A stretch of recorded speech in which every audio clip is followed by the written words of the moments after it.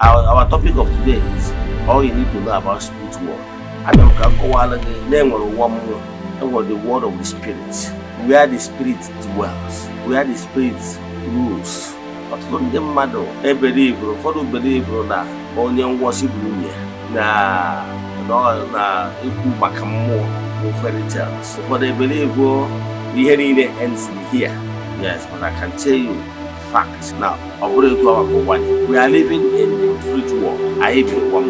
And the only recognize here the existence of the spirits. I get so many things beyond human comprehension. And with so many mysteries, even in this gross material, even in the ethereal world, the cosmic realms, there were so many mysteries.